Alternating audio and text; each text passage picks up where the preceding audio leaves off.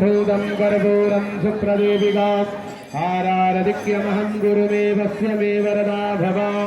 कर्पूरनिरां समर्पयामि मादेश्वरि गङ्गादित्यै नमः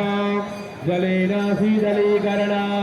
पात्रमध्ये सुतं तोयं भ्रामितं देविकोपरि मङ्गलगणं मनुष्याणां सर्वं पापं व्यपोहते सर्वं कष्टं व्यपोहते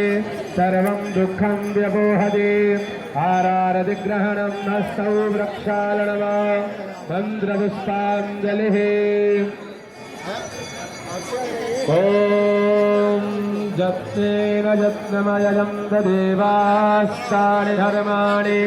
प्रथमान्यासन्ना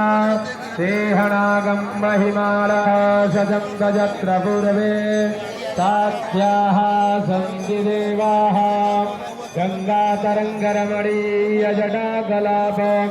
गौरी निरन्तरविभूषितवाङ्भागं नारायणप्रियमदङ्गमदापहारं वाराणसीपुरपतिं भज विश्वनाथं गङ्गा गङ्गेति यो प्रयात योजनानां सदैरपि मुच्यते सर्वपापेभ्यो विष्णुलोकं च गच्छति नानासुगन्धिपुष्पाणि यथा कालोद्भवानि च